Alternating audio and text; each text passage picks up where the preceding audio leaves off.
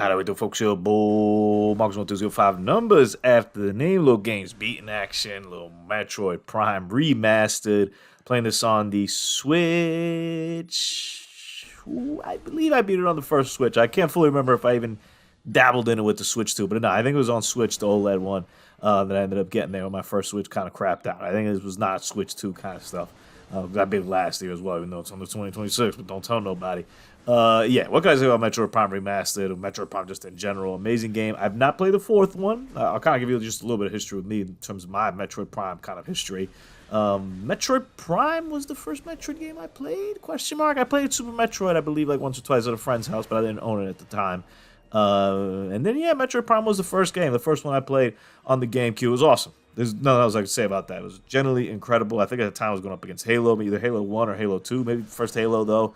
I thought this game blew it out of the water. No disrespect to anybody who enjoys Halo. I played Halo. It's a fine game. But this, to me, the sense of isolationism, the exploring kind of through, the way that the map played, everything was fire. It looked amazing. It was one of the best-looking games at the time, if not the best-looking game at the time, which maybe was one of the last times Nintendo actually did something like that.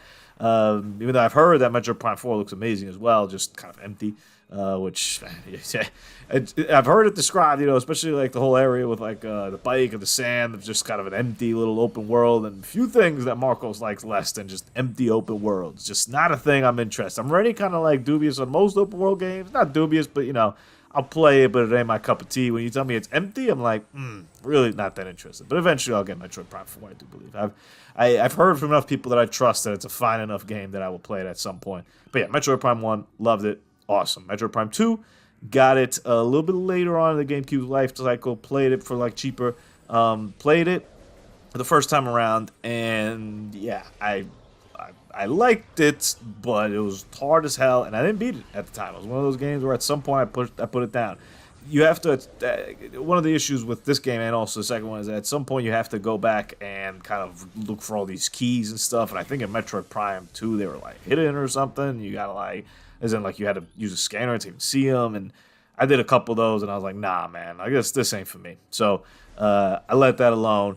I played Metroid Prime 3 a little bit after the Wii came out, but way too much motion control for me. I actually tried revisiting it because I was like, I'll play all the Metroid Prime games leading up to Metroid Prime 4 just to kind of get myself refreshed, and I hadn't played them in a long time. So I played the remastered version of this one on the Switch.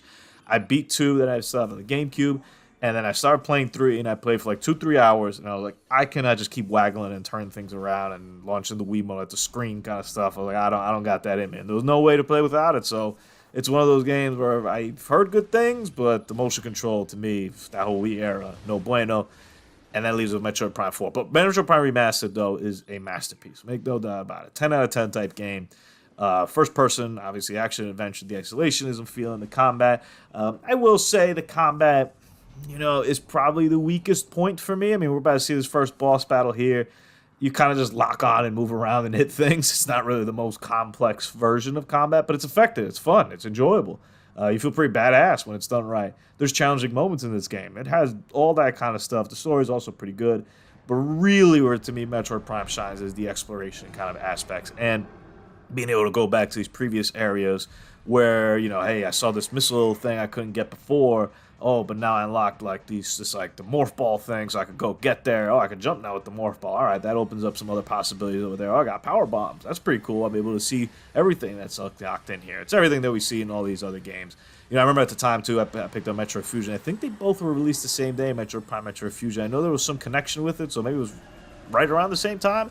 But I remember picking them both up roughly around the same time.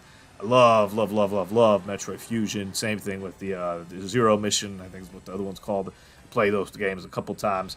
And obviously, since then, I played Super Metroid. Love that as well. But to me, what's great about those games is just the exploration. The go back to the area, and finding things, and trying to get 100%. And I've never done it in Metroid Prime just because you have to like scan stuff, and that to me is kind of but it's something I've been tempted to kind of go through and try to get 100% playthrough.